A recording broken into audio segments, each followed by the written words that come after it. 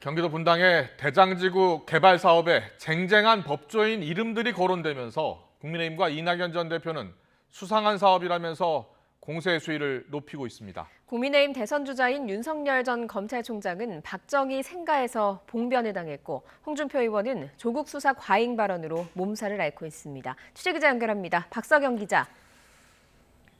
네, 국회입니다. 근데 이재명 경기지사의 대장동 개발 의혹에 쟁쟁한 법조인들의 이름이 오르면서 논란이 더 커지고 있다고요?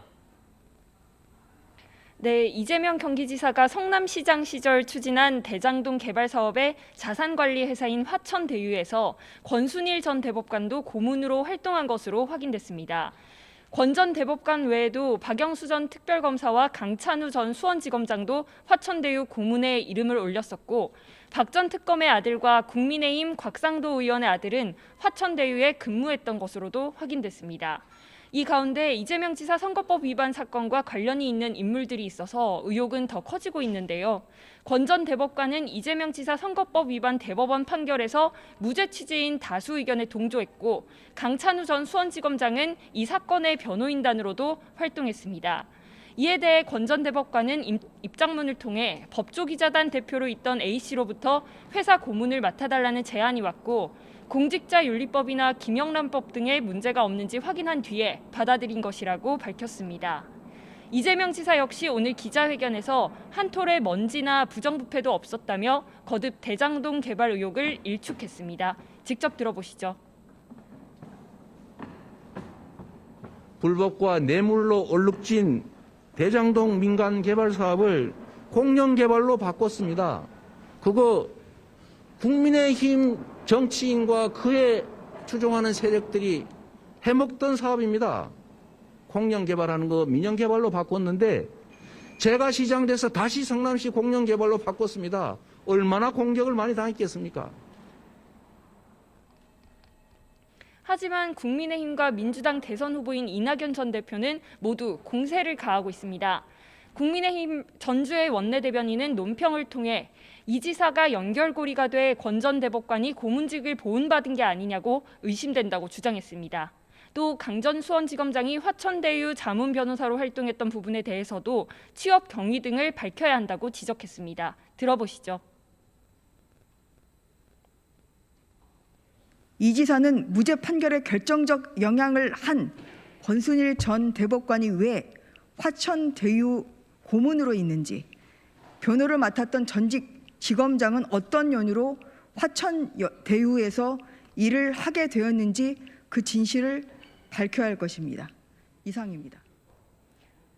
이낙연 전 대표 측은 이 지사의 도덕성을 계속해서 지적하고 있습니다.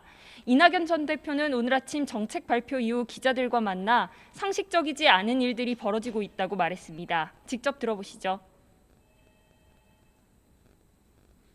김부겸 총리께서도 말씀하셨듯이 상식적이지 않다는 느낌을 국민들도 많이 갖고 계시는 것 같습니다. 그래서 국민들도 의아해하고 때로는 분노하시는 것 같은데요. 그런 국민들의 걱정을 빨리 해소해 드리도록 진실규명이 빨리 이루어져야 한다고 생각합니다. 민주당 대선 주자들은 추석이 끝난 뒤 오는 25일부터 이틀 동안 최대 전장인 호남 지역 경선을 치르게 되는데요. 이재명 지사는 광주에서 특별 메시지를 발표하는 등 오늘부터 2박 3일 호남을 공략합니다. 호남에서 표차를 벌리겠다고 다짐한 이낙연 전 대표 역시 내일 오후부터 주말 내내 호남을 찾습니다. 추미애 전 법무부 장관도 오늘 전북 지역을 돌며 간담회를 하고 광주, 전남, 전북 지지자 결의대회에 참석합니다. 네, TK로 향한 윤석열 전 총장의 오늘 첫 일정은 구미 박정희 생가 참배였는데요. 이곳에서 윤 전 총장이 봉변을 당했다고요. 네, 윤 전 총장은 오늘 오전 경북 구미 박정희 전 대통령 생가를 찾았다가 박근혜 전 대통령 지지자들인 우리공화당 당원들로부터 욕설과 방문 저지를 당했습니다. 이들은 생가 입구를 막아서며 박 전 대통령을 구속한 윤석열이라는 현수막과 손팻말을 들고 항의했는데요. 이 소란 탓에 윤 전 총장은 경찰에 둘러싸여 추모관에 도착한 뒤 간단한 참배만 했고 이 브리핑은커녕 우산도 쓰지 못한 채 서둘러 자리를 떠나야 했습니다. 홍준표 의원은 어제 첫 토론회에서의 조국 사건은 과잉 수사라는 발언으로 수세에 몰렸습니다. 다른 후보들은 한 목소리로 홍준표 의원을 향해 반발하고 있는데요.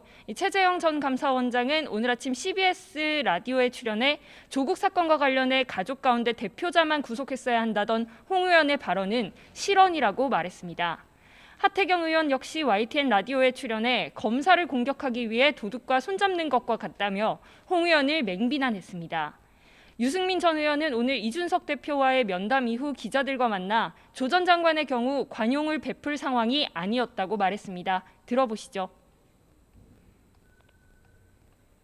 조국 전 장관의 경우에는 그런 무슨 관례나 관용이나 이런 거를 베풀 그런 상황이 아니다. 그러니까 우리가 연좌제도 안 되지만 뭐 무슨 일가구 일범죄 이렇게 딱 해가지고 예? 그 이상은 그러면 뭐 수사도 안 하고 구속도 안 하냐. 그 말이 안 된다고 생각합니다. 이런 가운데 국민의힘 이준석 대표는 오늘 오전 취임 100일 기자간담회를 개최했는데요. 이 대표는 대선 승리를 위해서 과거의 전략이 아닌 발상의 전환이 필요하다고 말했습니다. 들어보시죠. 유통기한이 다 되어가는 반공 이데올로기와 산업화에 대한 전체주의적 향수로 지지층을 결집하는 과거의 전략으로 선거에 임하고 싶지 않습니다. 논리적이고 합리적인 사고와 행동을 하는 국민들을 바라보면서 당의 노선을 정렬하겠습니다.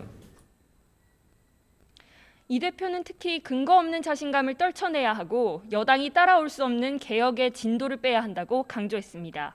지금까지 국회에서 YTN 박서경입니다.